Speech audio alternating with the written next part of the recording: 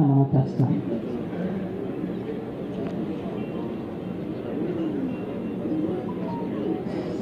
హనుమంతుడి యొక్క హృదయాన్ని పీడిస్తే శ్రీరామచంద్రుడు కనిపిస్తారంటారు.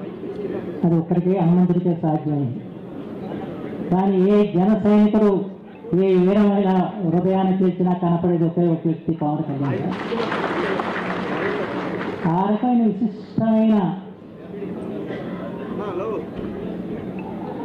ఆరాధన భావం,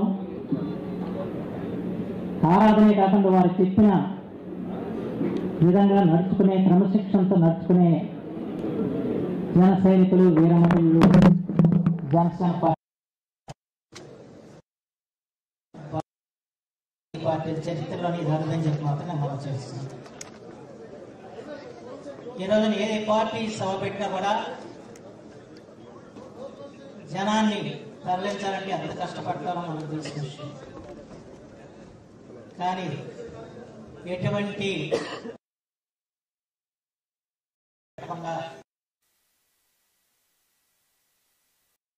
ఖర్చులు పెట్టిన వచ్చే సభ ఏదైనా ఉందంటే జనసేన సప్తకుమారు రాయడం చెప్పాలని మేము రికమెండ్ చేస్తాం. అంచేతనే సభకి లక్షలాదిగా తరలి వస్తారు. ఈ సభకి ఎంతమంది తరలి వచ్చారంటే వాళ్ళ ఆంధ్రప్రదేశ్ నలుమూల నుంచి కావాలి, తెలంగాణ నుంచి కూడా వచ్చారు. ఇది చిన్న విషయం కాదు.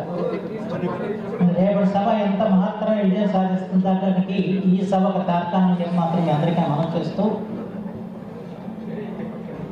ఈ రోజున జనసేన యొక్క పాత్ర ఏంటో ఆంధ్రప్రదేశ్ రాజకీయాల్లో మీ అందరికీ తెలిసిన విషయం. ఆంధ్రప్రదేశ్లో తెలుగుదేశం, జనసేన, బీజేపీ కూటమి ఏర్పడిందంటే దాని కారకుడు నరేంద్ర మోడీ గారిని ఒప్పించి కూటమిలోకి బీజేపీ తీసుకొచ్చిన ఘనత పవన్ కళ్యాణ్ గారు అనే విషయం మాత్రం ఇవాళ మనం అందరం కూడా గుర్తుంచుకోవాల్సిన అవసరం. దానికి కారణం ఏంటంటే దుష్ట శిక్షణ, శిష్ట రక్షణ. ఒక దుష్ట పరిపాలనని ఈ రాష్ట్రం నుంచి పారదోలాలంటే అందరం కలిసికట్టుగా నిలబడితే తప్ప సాధ్యం కాదని గుర్తించిన ఏకైక వ్యక్తి పవన్ కళ్యాణ్ గారు చెప్పి మాత్రం నిర్లక్ష్యం చేస్తారు. చివరికి వారి కృషి ఫలితంగానే ఈ రోజున ఒక దుష్ట పరిపాలన అంతమైంది. కానీ ఇంకా దుష్ట పరిపాలనకు సంబంధించిన ఇంకా భావజాలం మాత్రం ఇంకా ఉందన్న విషయం మాత్రం మనం గుర్తు చేసుకోవాల్సిన అవసరం. ఇవాళ అన్ని వ్యవస్థలను కూడా నిర్వీర్యం చేశారు జగన్మోహన్ రెడ్డి. చివరికి న్యాయ వ్యవస్థను కూడా వదిలిపెట్టిన పరిస్థితి. ఆ భావజాలంలో ఇవాళ ఇంకా కొట్టుమిట్టాడుతున్న అధికారులు ఉన్నారు. అలాగే వాళ్ళు అక్రమంగా సంపాదించారు, మనం ఎందుకు సంపాదించకూడదని చెప్పి ఆలోచించే మన పార్టీ కార్యకర్తలు కానీ ఇతర పార్టీల కార్యకర్తలు కూడా ఉన్నారు. ఆ భావజాలాన్ని సమూలంగా తుడిచిపెట్టాలని చెప్పిన ఆలోచనతో వాళ్ళ పవన్ కళ్యాణ్ గారు ముందుకు సాగుతున్న విషయం మాత్రం మనం గుర్తు చేసుకోవాల్సిన అవసరం. ఏవైతే విలువలు కోల్పోయిన వ్యవస్థలు ఉన్నాయో ఆ వ్యవస్థలకు మళ్ళా విలువలను సంతరింప చేయాలి. ఒక చట్టబద్ధమైన పరిపాలన ఈ రాష్ట్రం రావాలి. ప్రతి ఒక్కడ స్వేచ్ఛా వేలతో పీల్చే విధంగా శాంతి పద్ధతులు ఉండాలని చెప్పిన తపన తప్ప వేరే ఒకటి పవన్ కళ్యాణ్ గారు లేదన్న విషయం మాత్రం మనం గుర్తుంచుకోవాల్సిన అవసరం. దానిలో భాగంగానే ముందుగా మనల్ని మనం సంస్కరించుకోవాలనే ఉద్దేశంతో మనందరికీ సూచనలు చేస్తూ, ఎవరైనా ఒక తప్పు చేస్తే వాళ్ళని శిక్షిస్తూ ఒక దిశా నిర్దేశం చేస్తున్న వారు పవన్ కళ్యాణ్ గారు. ఆయన యొక్క ఆలోచన విధానంగా మనందరం కూడా నడుచుకుని మన పార్టీని బలపరచడే కాదు, ముందు ఆంధ్రప్రదేశ్ను బలపరిచే ప్రయత్నం మనందరం కూడా ఖచ్చితంగా చేద్దామని చెప్పి మాత్రం మనం చేస్తాం.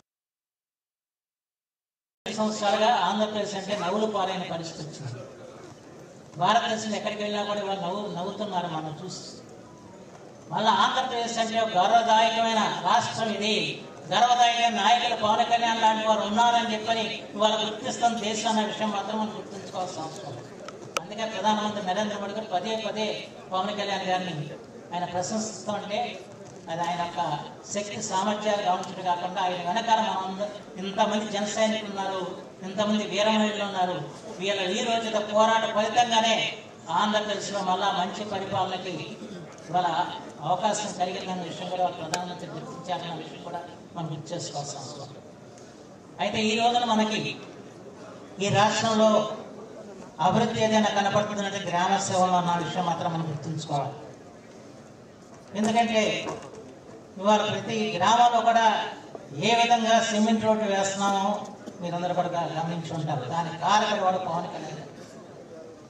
అలాగే వాళ్ళ పౌర సరఫరా శాఖ తీసుకున్న